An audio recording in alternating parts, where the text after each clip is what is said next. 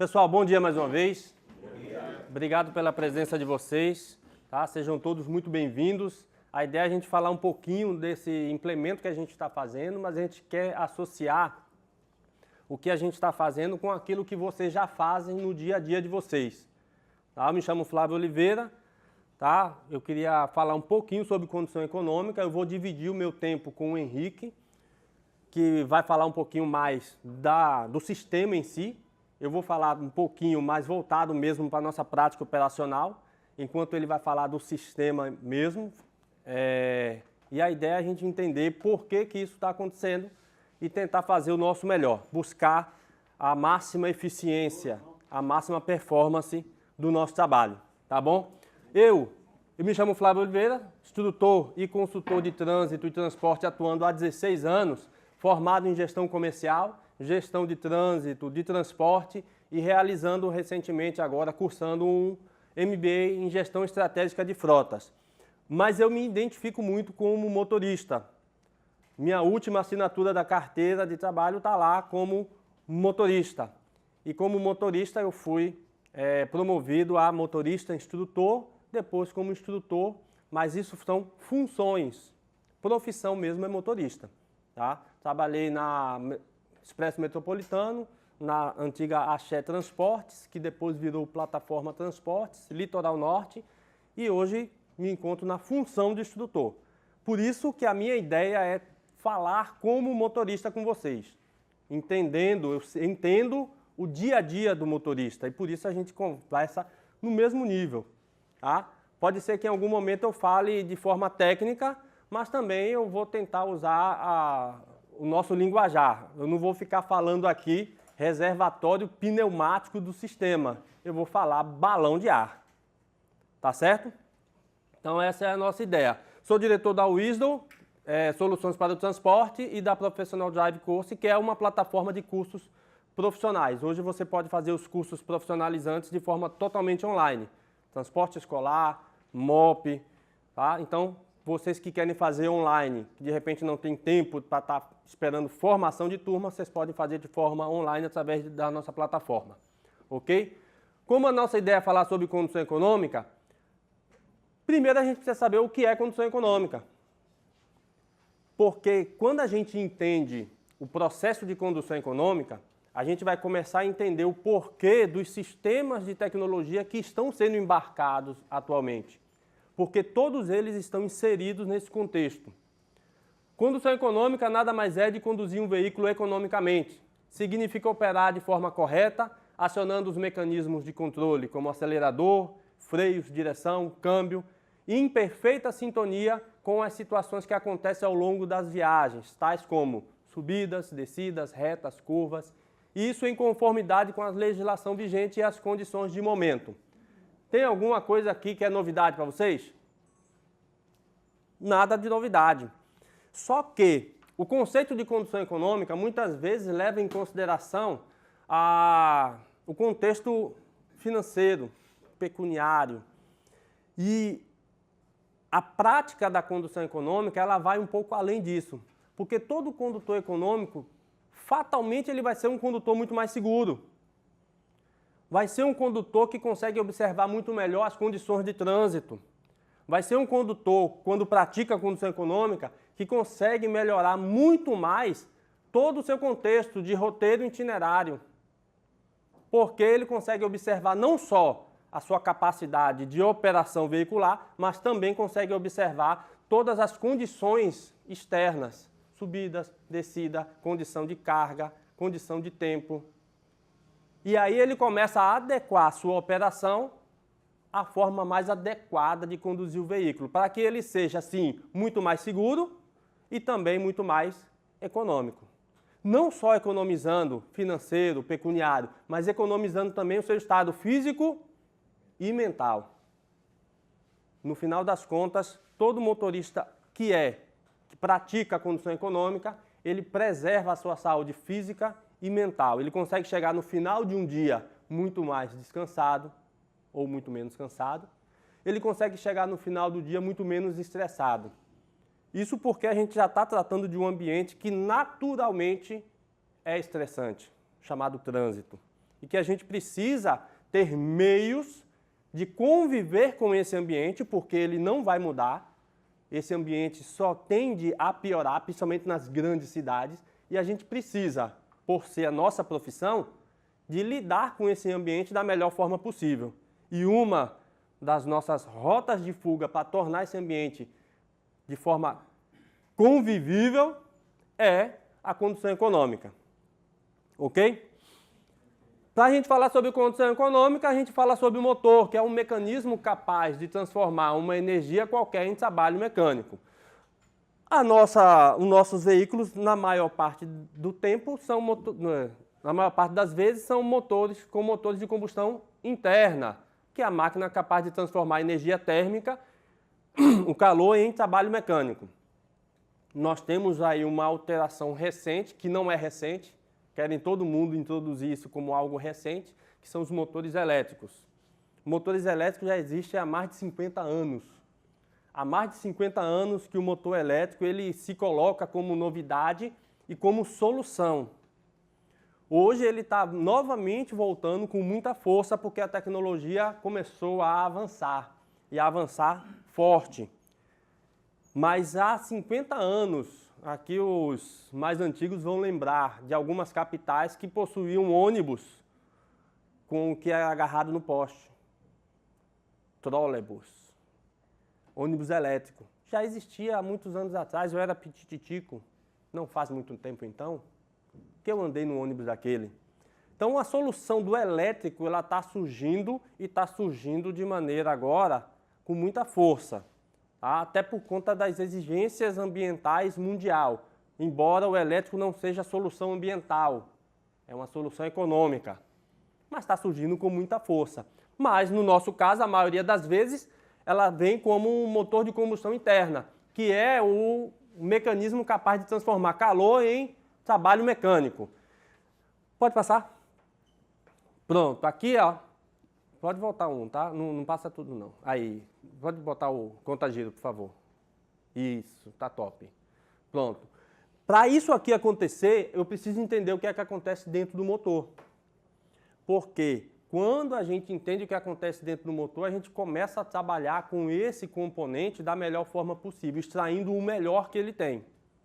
Quando a gente fala de extrair o melhor que ele tem, é extrair tudo o que ele realiza de torque e potência dentro do motor.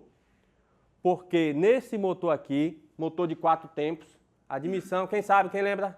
Admissão, compressão, explosão e escape. São os 4 tempos do motor. Isso tanto faz motor a diesel ou motor de ciclo Otto. Sabe qual é a diferença entre eles? Não? Beleza. Motor de ciclo Otto, gasolina, álcool e GNV. É só essa a diferença? Não. A diferença vem no momento da explosão. Os motores de ciclo Otto precisam de uma vela produzindo centelha. O calor é produzido tanto na compressão, mas não é suficiente para explodir a mistura ar-combustível. Então a admissão vem com ar combustível e a compressão aumenta a temperatura, mas precisa de uma vela produzindo uma centelha explodindo. No motor a diesel não, a admissão vem com apenas ar. O ar é superaquecido na compressão e o terceiro tempo é que entra o combustível, que em contato com esse ar superaquecido explode. Aqui nós temos, apesar de termos essa diferença, nós temos para ambos os motores o que a gente chama de triângulo do fogo, que é a composição em proporções exatas de 3 componentes. O combustível, o comburente, que é o oxigênio, e o calor, a fonte de calor. São essas 3 fontes, são essas 3 combinações em proporções exatas que promove a explosão, que promove o movimento. Esse movimento possui 2 características, uma é a potência e outra é o torque. O que é que o motor produz para o motorista? Torque e potência. Aonde é que é produzida a potência? Na cabeça do pistão, na explosão. Aonde é que é produzido o torque? Na torção do virabrequim. É lá em cima, potência, explosão, aqui embaixo, torque do virabrequim. E aonde é que isso é traduzido para o motorista? Aonde é que o motorista pode enxergar tudo isso acontecendo? É justamente no seu contagiro, naquele instrumento ali.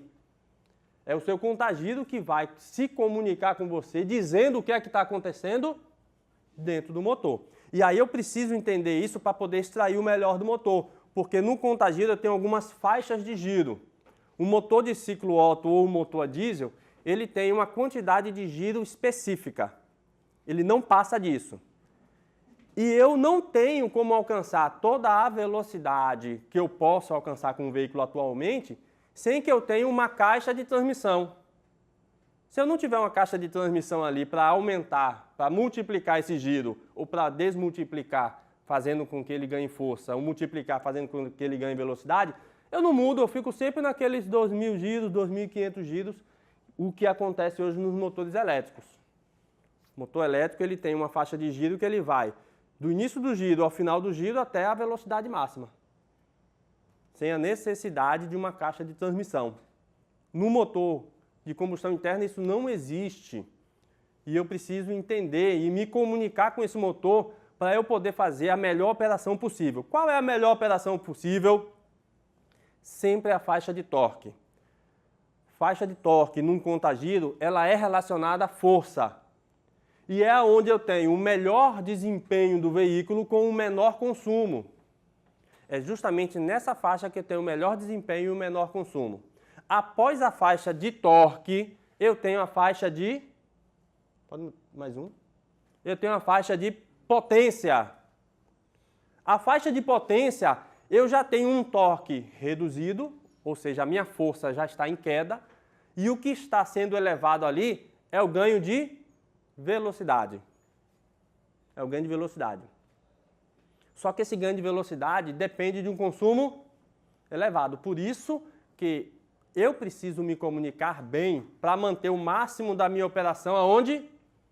Dentro da faixa de torque do motor. Isso vai fazer com que você extraia o melhor da máquina. Você vai estar com potência crescente, torque no máximo e o consumo no menor nível possível. Só que para fazer isso você precisa sempre estar observando a sua condição. E isso ninguém tira de você. A sua condição de carga, a sua condição de via, essas condições de velocidade. Você precisa estar atento a essas condições. Para quê? Para que você possa administrar a sua operação para tentar manter o máximo possível dentro da faixa de torque. Tá? Tem novidade nisso aqui? Para alguém? Não, é o dia a dia da gente. Só que muitas vezes a gente precisa relembrar disso aqui, porque as condições muitas vezes impõem na mente do motorista vícios. Motorista tem vício? Tem. Alguns, né? Ao longo do tempo a gente vai adquirindo alguns vícios. E o problema não é o erro, porque o erro, todo motorista sabe quando erra, não sabe? Mas o vício, esse é mais complicado de tirar. É o hábito. A neurociência diz que você precisa de pelo menos 2 semanas para mudar de hábito. Pelo menos, tá? 2 semanas para mudar de hábito. Eu sei que aqui ninguém faz isso, mas eu tive em Manaus mês passado, e em Manaus o pessoal tem um costume de dirigir com a mão no câmbio. Eu sei que aqui ninguém faz isso. Não dê risada não, que eu vou achar que faz. E mão no câmbio, todo mundo sabe que prejudica o câmbio, não sabe? Pois é. Mas é um vício que o pessoal vai adquirindo e vai adquirindo de tal forma que aquilo acontece automaticamente. Não é assim? A gente precisa então rever quais são os vícios que estão interferindo na minha operação, de modo que eu possa reverter esse mau hábito em bons hábitos. Por isso que muitas vezes essas reuniões, esses encontros se fazem importantes. Tá? Pode passar. Mais um. Outra faixa de giro do motor é a faixa de giro de risco. Essa faixa de giro é uma faixa que bota o motor em risco de operação, risco de atropelamento de válvula, de tirar o motor de sincronismo, porque ele está girando num giro tão alto que as válvulas não têm, perde a sincronia de admissão e escape. Então a gente precisa pensar. Quem já viu corrida de caminhão na internet, provavelmente já viu que nessas corridas o giro é tão alto que muitas vezes o motor chega a explodir mesmo. Tá? Pode passar, por favor. Então, giro de risco nunca, tá, pessoal? Falando um pouco dos periféricos, aqui a gente falou daquilo que faz o motor funcionar. Agora a gente começa a falar daquilo que mantém o motor funcionando. Não é o que faz funcionar, mas o que mantém o motor funcionando. Pode passar, por favor. Entre eles, nós temos o sistema de arrefecimento. A gente fala sistema de arrefecimento, que é o sistema responsável por manter a temperatura ideal de uso do motor, evitando o superaquecimento e garantindo o funcionamento adequado. O motor ele superaquece, por quê? Primeiro porque está trabalhando com explosões, está trabalhando com calor mesmo. E segundo porque ele tem atrito entre as partes móveis e as partes fixas. Para que isso não ocorra, a gente precisa de um sistema de arrefecimento, que vai manter o motor em temperatura ideal. Não é resfriar o motor, é manter o motor em temperatura ideal. Um veículo, vamos lá, um veículo a diesel hoje, ele trabalha com que temperatura? Quem sabe? Quem trabalha com veículo a diesel aqui? Deixa eu ver. 95 graus Celsius. 95. O ideal, entre 85 e 95. Os carros mais novos já estão trabalhando até 100 graus. Tem uns carros que chegam a 105, como a Ranger Nova agora também. Qual? A Ranger Nova, 105. E está trabalhando tranquilo. É a temperatura ideal. Por isso que um veículo ele não trabalha só com água. Ele tem que trabalhar com água misturado com um aditivo, que o pessoal chama de anticongelante. Mas ele muda a temperatura de ebulição da água. Então ela tem uma temperatura de ebulição maior.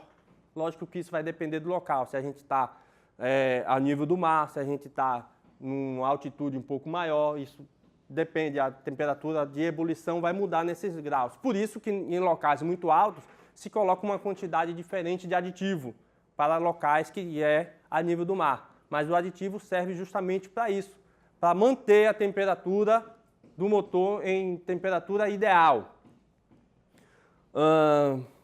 Obrigado. O sistema de arrefecimento trabalha de maneira muito simples. Oi? Por esses lugares que eu ando, eu sempre vou pesquisando, sempre vou conversando. Segundo, me informaram também que o aditivo prejudica o radiador. Isso tem procedência? Não.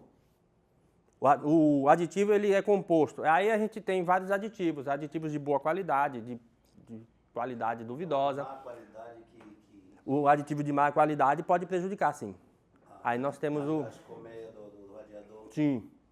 Tem aditivo de boa qualidade e aditivo de má qualidade que não vai fazer a função detergente. O recomendado é o aditivo mesmo. Aditivo. O aditivo. Só água, nem é só água, né? A gente geralmente usa água desmineralizada. Fazendo um teste simples, eu tenho um amigo meu que ele fez um teste simples. Ele pegou água de ar-condicionado, né? O pessoal fala que é boa, água de ar-condicionado, botou um bombril dentro. Ele pegou água desmineralizada de boa procedência, botou um bombril dentro. Ele pegou água desmineralizada com aditivo de péssima qualidade, botou um bombril dentro e botou água desmineralizada com um bom aditivo e botou um bombril dentro. Deixou ali ao longo do tempo. Nos 2 primeiros dias, a água de ar-condicionado detonou o bombril. Um pouco tempo depois, a água desmineralizada também.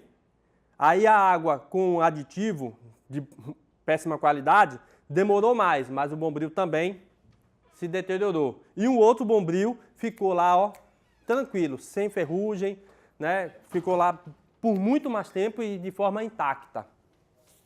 Entende? Então, o aditivo de boa qualidade, ele tende a preservar o sistema de arrefecimento, as colmeias do radiador, fazendo com que o sistema é anticorrosivo, é detergente, né? E tem a questão de mudar a temperatura de ebulição da água.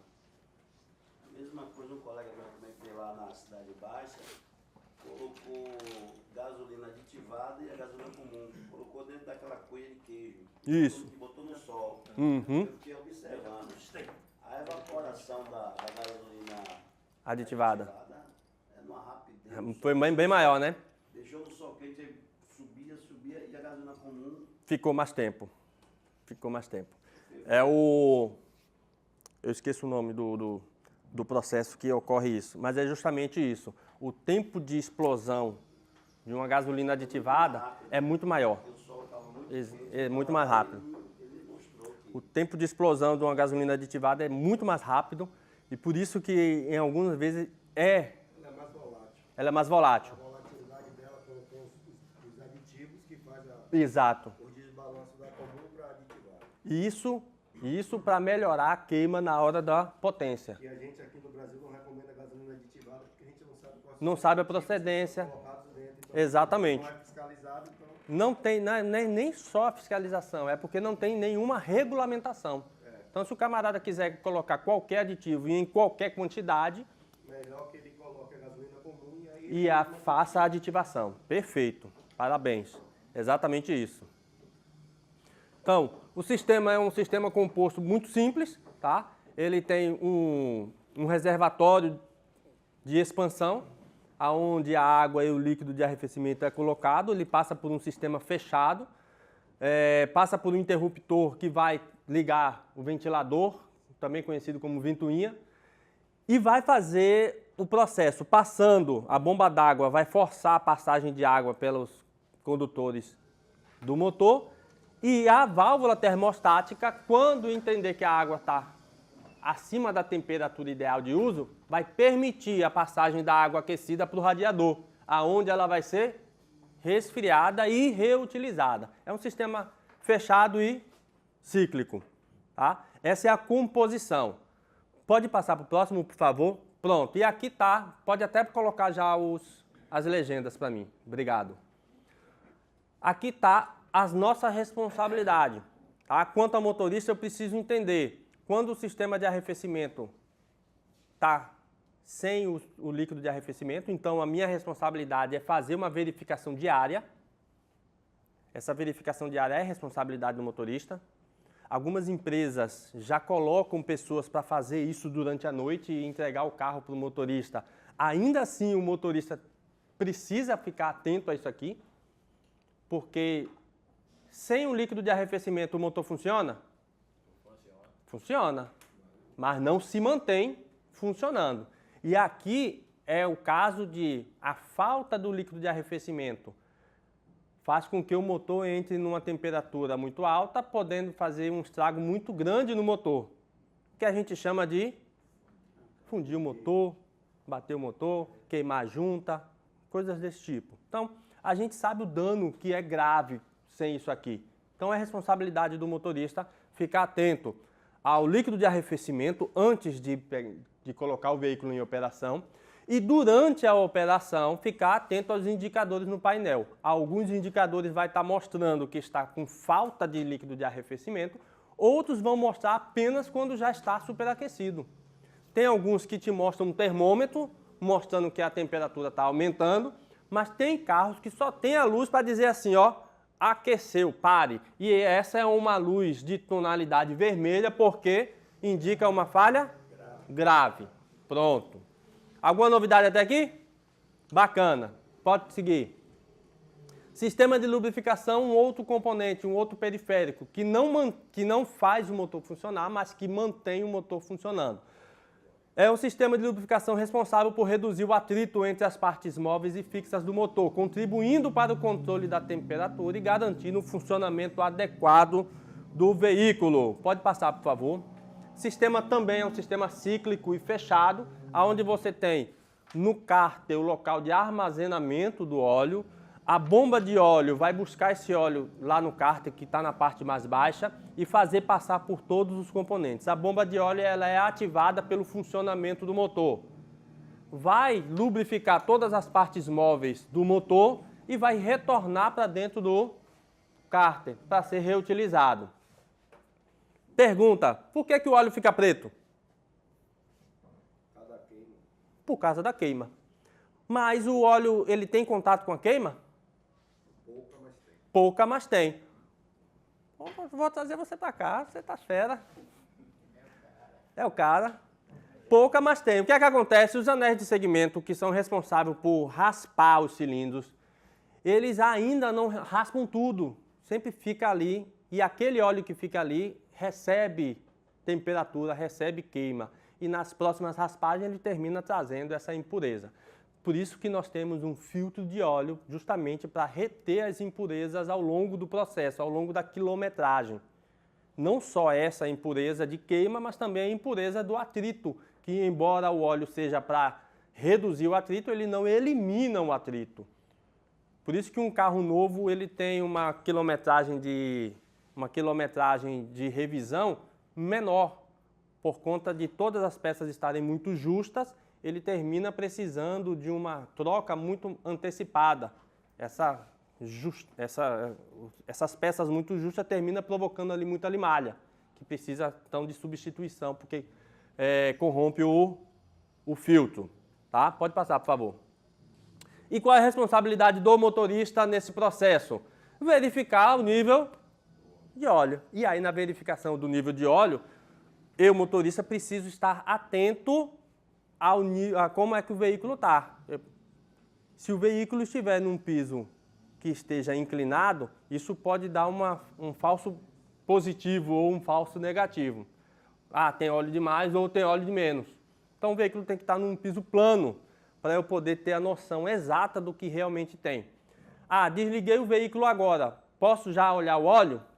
O óleo está espalhado pelo motor, eu preciso dar um tempo para esse óleo escorrer para o cárter. Pelo menos 10 minutos.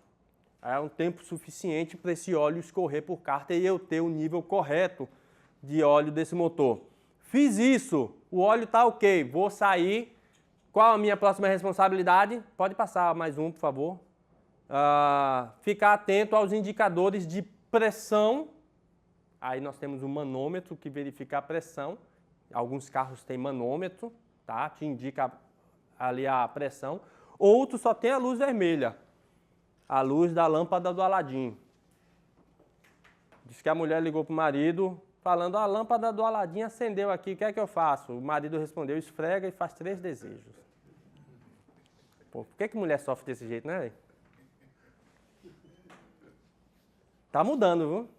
O número de mulheres como motoristas profissionais tem aumentado e aumentado muito. E tem sido profissionais que estão se destacando. Fica ligado. Volta um pouquinho, por favor. Obrigado. Então eu tenho que ficar atento ao indicador, porque também é um indicador na cor vermelha, é um indicador que indica falha grave. Chegando ao ponto, se não tem óleo, quando ele acende é porque não tem óleo, ou por quê? Porque a bomba de óleo não está funcionando. Ou pode ser apenas o sensor. Contudo, acendeu a luz. Oi? Também, nível baixo, falta de óleo, a bomba de óleo ou apenas o sensor. Como eu não tenho um teste de sensor, acendeu a luz, eu tenho que entender que isso é uma falha grave, eu preciso parar o veículo e acionar a mecânica, acionar a nossa manutenção. É uma operação, é uma luz de falha grave, toda vez que acontece eu entendo que se eu continuar rodando eu vou produzir velocidade e parar o veículo. As frenagens de emergência, elas precisam ser feitas em caso de emergência. Mas é comum o motorista se colocar em situação de emergência? Alguns sim. Se o motorista não tem a habilidade de observar o trânsito e entender o fluxo e se adequar a esse fluxo, se ele aumenta a velocidade de maneira desproporcional em determinados locais, ele termina se colocando na posição de ter que acionar o freio de forma emergencial. Entende? Então são situações como essas que agora a gente precisa controlar. E por quê? Porque quando a gente fala de motorista profissional, ele é cobrado muitas vezes com relação a tempo. E muitas vezes esse tempo faz com que ele entenda que tem necessidade de ganhar velocidade em locais que muitas vezes não deveria. E aí tem as questões que podem acontecer com relação à frenagem. Os riscos, tanto com relação ao aumento da velocidade, quanto com relação à frenagem que vai ser necessária. O motorista econômico, muitas vezes, ele usa o mínimo de freio. Quem pratica a condução econômica, ele usa sempre o mínimo de freio, porque ele está sempre planejando a operação dele. Ele entende que o sinal está vermelho, então eu não tenho necessidade de me aproximar. Eu vou devagarinho, porque quando eu chegar lá, o sinal já abriu e eu posso seguir. Toda vez que você faz isso, quanto mais você multiplica esse tipo de comportamento com relação ao freio, mais você consegue ser econômico, não só na questão de pneu, pastilha, tambor, combustível, mas também com relação a tempo de viagem. O que mais prejudica tempo de viagem, sabe o que é? Quem diz? O que mais prejudica o tempo da viagem? A velocidade? Vai. Frenagem? Trânsito. O que mais prejudica velocidade de viagem são paradas. A necessidade de você chegar à velocidade zero. Quanto mais você se coloca em condição de velocidade zero, mais o seu tempo de viagem ele começa a se expandir, se esticar. Quanto menos você tem a necessidade de parar o veículo, melhor vai ser, no final, o seu tempo de viagem. Por que muitas vezes motoristas que fazem viagens longas se colocam em percursos aí de 8, 9, 10 horas de viagem contínua? Porque ele entende que quanto mais ele para, mais ele estende o tempo de viagem dele. E aí ele começa a se colocar em risco na situação de cansaço, fadiga. E a gente precisa pensar nessas condições de trânsito, de transporte, de via, de itinerário, tempo de viagem. Os tempos de viagens, eles precisam ser pensados no intuito de tem um itinerário que está engarrafado aqui. Eu posso ir por outro? Beleza, esse aqui é um pouco mais longo, mas vai me dar um tempo melhor, uma resposta melhor ao tempo de viagem? Vai fazer com que o veículo fique menos tempo parado? Porque quanto mais parado, motor ocioso. Motor ocioso gasta combustível sem ganho de quilometragem. Quanto mais eu consigo desenvolver velocidade aqui eu estou falando velocidade de cruzeiro, sem você precisar estar acelerando e freando, velocidade de cruzeiro. Quanto mais eu alcanço velocidade de cruzeiro, e aqui não importa, tá? Se eu estou a 100, a 80, a 70, a 50, a 30, eu posso alcançar velocidade de cruzeiro a 30. Marcha adequada, rotação adequada, a 30 km por hora, só aqui, acompanhando o trânsito ou aquilo que a via me dá de condição. Por isso que o sistema de frenagem, a gente está falando de frenagem, de freio. Mas com relação a freio, a gente trata de uma série de situações. Porque é essa série de situações que vai fazer com que a minha condução seja a melhor possível, a mais segura, a mais econômica, a mais tranquila, porque a gente atende cliente e a gente precisa atender o cliente bem.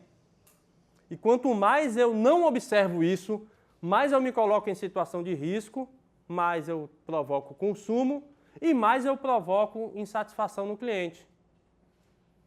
Quem transporta pessoas precisa entender que o cliente, a maioria das vezes, ele quer chegar no carro e quer... Oi? Ele quer descansar. Ele quer Descansar, dormir. Quer trabalhar, quer fazer alguma coisa. Ele quer dormir, ele quer trabalhar, ele quer chegar no celular, ele quer trabalhar. E se isso acontece, embora ele queira agilidade, isso também é um recurso, mas a segurança e o conforto vem sempre em primeiro lugar. Então, se ele chega e consegue descansar lá, quando você chega no local que ele desperta, já chegou, ele perde a noção do tempo. Para ele, o tempo já não faz mais a diferença. O que vai fazer a diferença é que ele chegou lá de boa. Quer ver uma comparação que eu faço? Eu faço uma comparação com a aviação. Quando você vai viajar de avião, que você chega lá para embarcar, tá em cima da hora, ninguém começou a embarcar. Aí você chega assim no pessoal ali que está atendendo e fala, tá na hora, vai embarcar, a gente está higienizando a aeronave. Mas já está em cima da hora, mas a gente está trabalhando para o seu máximo conforto e segurança.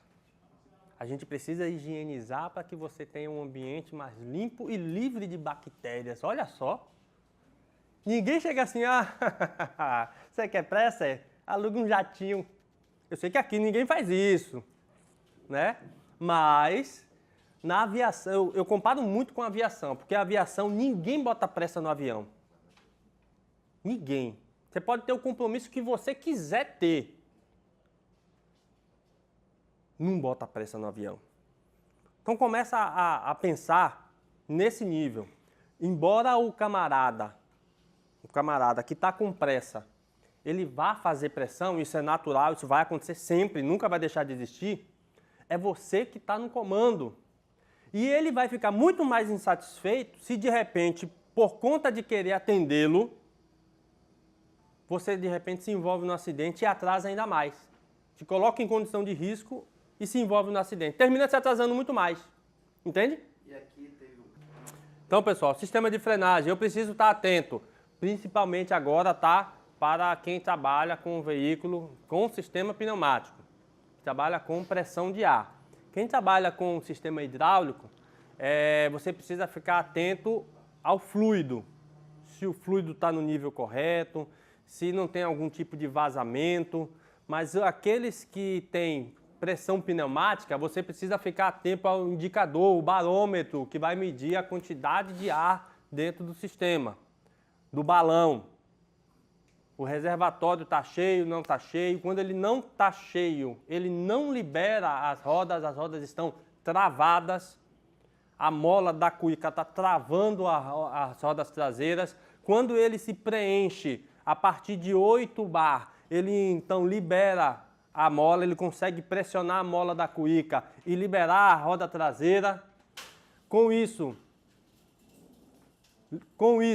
você tem o outro lado da cuíca que vai ser acionado através do pedal. A válvula de pedal é que vai fazer o acionamento da cuíca. Então você precisa ficar atento ao barômetro, que vai medir a pressão de ar, a manete, que vai fazer a aplicação. Esse aqui é a válvula de emergência, chamada válvula de emergência, também chamado de manete ou freio estacionário. E aos indicadores, um que vai dizer que a manete está aplicada e o outro vai dizer que a pressão de ar está inadequada. Esses dois sistemas eles estão ali acoplados ao sistema pneumático dos veículos. Tá? Quando a gente fala de frenagem, pode passar mais um, por favor. A gente está falando de sistema de segurança. Não passou, não. Aí, pronto. A gente está falando de sistema de segurança. E com relação ao sistema de segurança, a gente está falando de um evento que está acontecendo já com vocês. A identificação de uma frenagem brusca. A freada brusca é um evento que ocorre quando você precisa fazer uma frenagem que não consegue ser planejada. Quando você não consegue planejar, observar o trânsito, organizar a operação, para planejar a redução de velocidade de frenagem, pode acontecer. Esse é um evento que a gente sabe que a gente não consegue zerar, porque as condições de trânsito muitas vezes te obrigam a realizar uma freada brusca, uma frenagem mais forte. Contudo, a gente sabe que não é necessário fazer frenagem brusca em quebra-mola, por exemplo. Porque o quebra-mola está lá. Eu que preciso observá-lo com antecedência e reduzir a velocidade. Eu não preciso fazer frenagem brusca para me aproximar de um trânsito que está intenso, de um semáforo no vermelho, ou de um local de parada conhecido. São situações que eu preciso agora preservar todo o meu sistema de freio e a segurança para poder realizar uma frenagem programada, com uma redução com antecedência, redução de velocidade, redução de marcha. E o sistema que vocês vão estar, que o Henrique vai estar mostrando para vocês aqui, ele capta essa informação. Ele capta essa informação e mostra essa informação para o gestor. Por isso, você vai ter clientes, por exemplo, que vai dizer, esse motorista, rapaz, é acelerando, a aceleração é outra captação que o sistema vai estar fazendo. Então, o cliente pode, de repente, estar falando uma coisa que não condiz com a realidade, porque a informação vai estar aqui.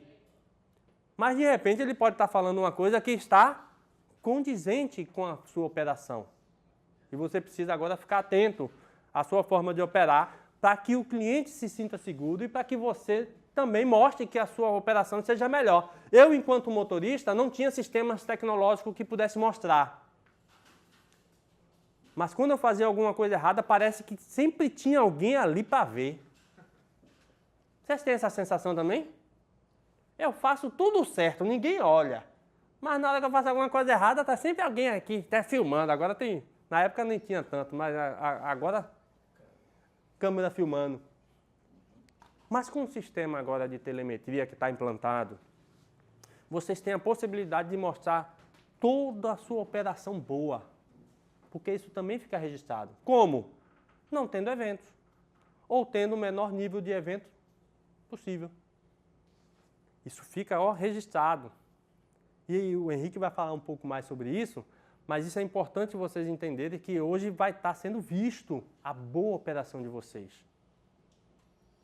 Frenagem brusca é um dos comportamentos que a gente precisa estar atento. Manter máxima atenção em tudo que está ao seu redor, programando as paradas e reduções, tentando prever e antecipar suas ações. Desaceleração de 7 km em 1 segundo, ela é considerada uma frenagem brusca.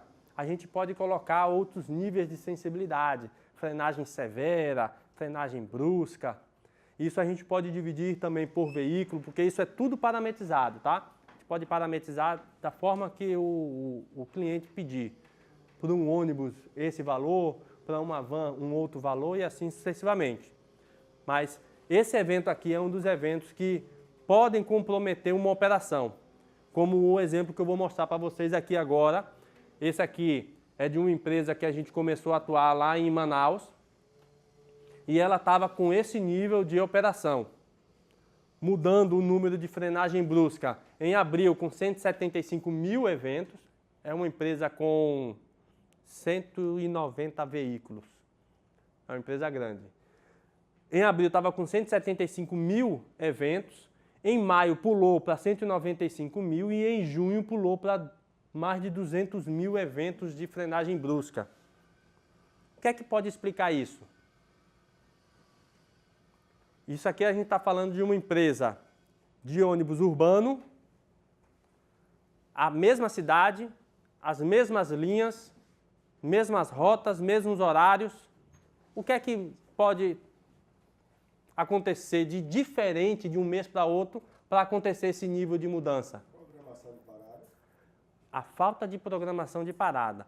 O motorista não está levando tanto em consideração os registros que ele mesmo está provocando. Posso dar um exemplo? Pode, sim. Posso dar um exemplo? A gente faz treinamento no Brasil. Teve uma empresa que me entrou em contato comigo por indicação de um outro cliente nosso. E aí perguntou se eu podia fazer uma semana de treinamento com os motoristas deles relacionado à condição econômica. Ele queria um treinamento prático e teórico. Eu falei que podia, fiz um orçamento para ele de uma semana. Meu trabalho de uma semana é X. Aí ele foi negociando. A gente foi negociando, ficou por X pela metade.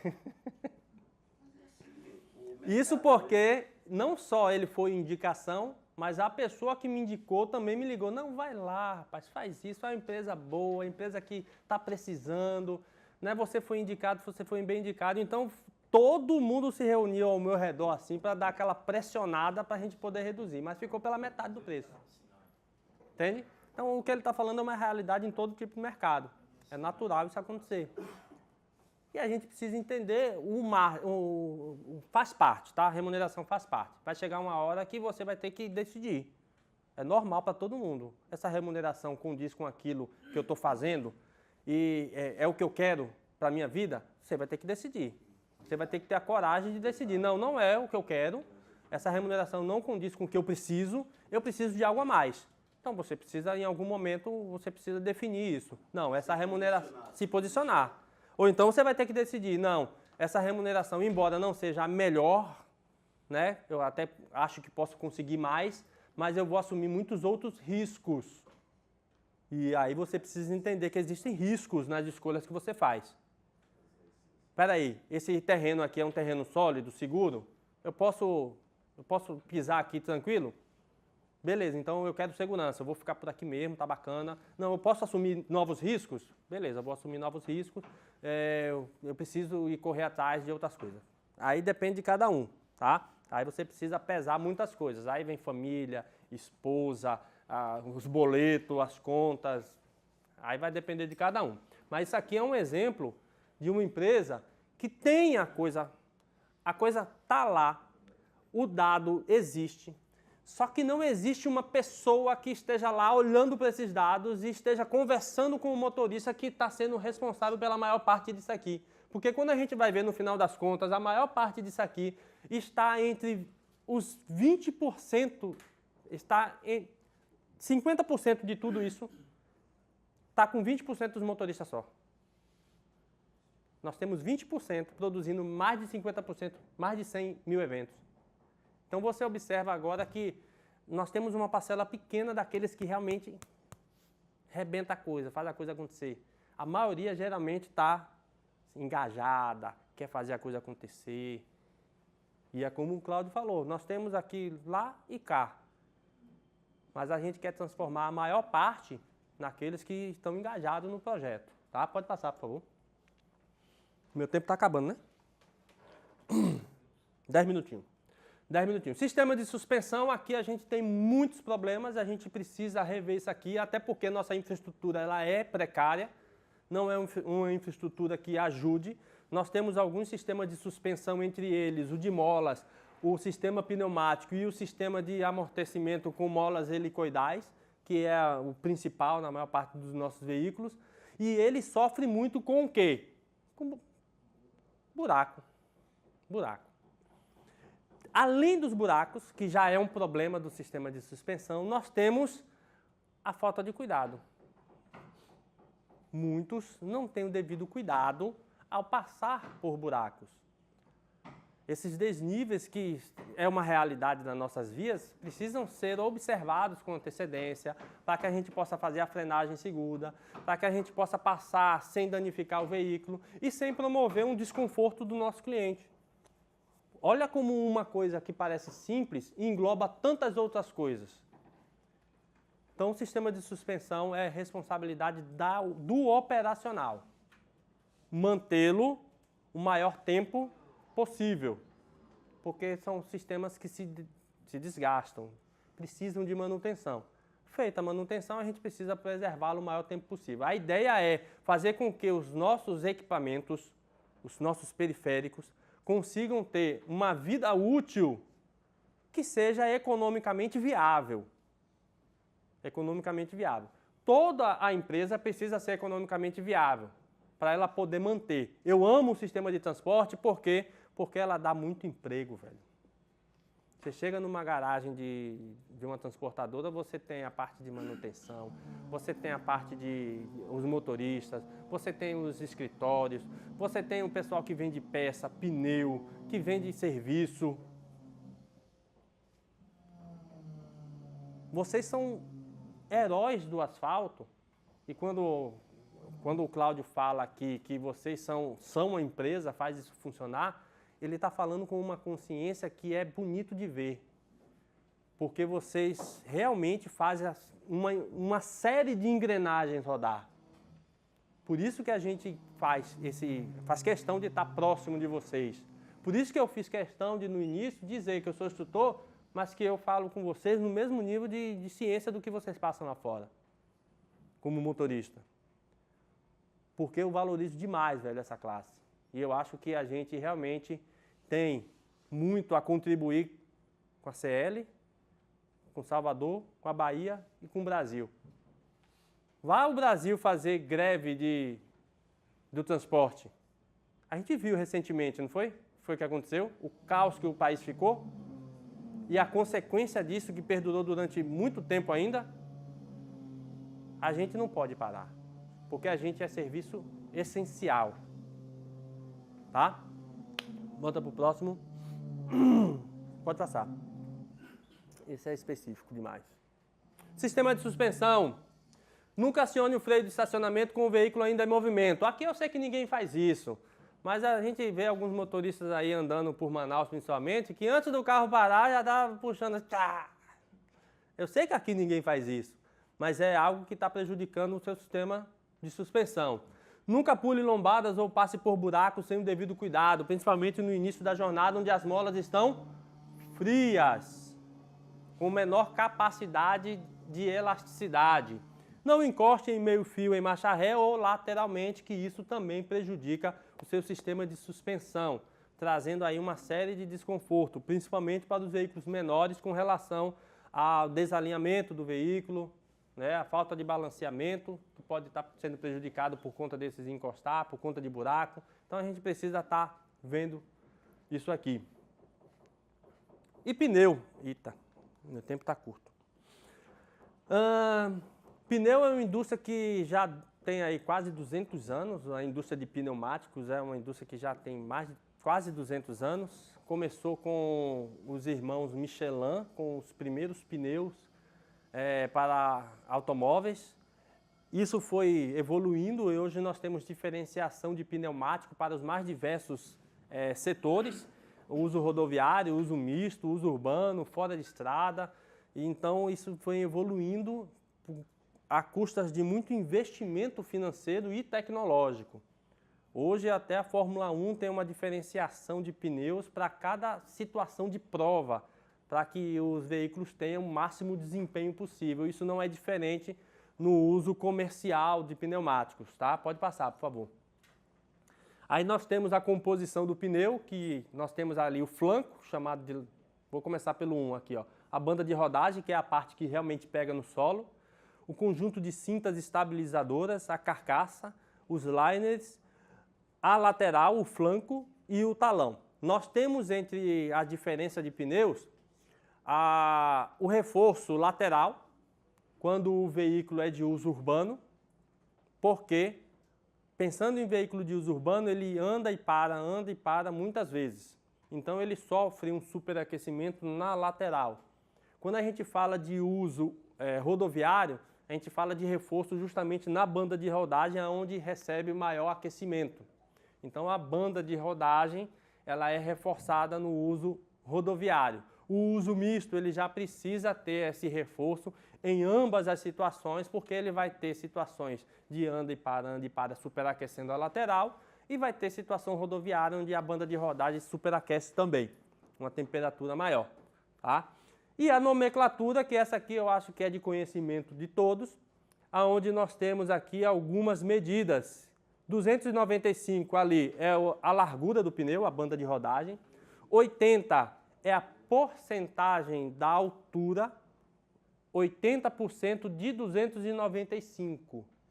Essa conta você precisa fazer, porque se você altera uma altura dessa, você pode alterar o resultado final de velocidade.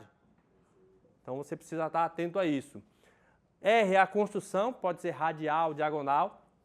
22 é o diâmetro do raio. 152 por 148 é o índice de carga, aí você precisa verificar qual é a capacidade de carga que esse pneu suporta sem se degradar. E M é o índice de velocidade, aí tem que ver na tabela qual a velocidade que esse pneu suporta também sem se degradar, tá? Para nós motoristas, ficar atento à calibragem do pneu. O que mais degrada um pneu é uma calibragem inadequada, além de fazer com que o veículo consuma mais combustível no caso de um pneu com pouca pressão. Você vai desgastar os ombros do pneu, além de gastar mais combustível também por conta do arrasto que vai ser maior. Tendo também a questão da insegurança, porque um pneu descalibrado propicia mais a aquaplanagem.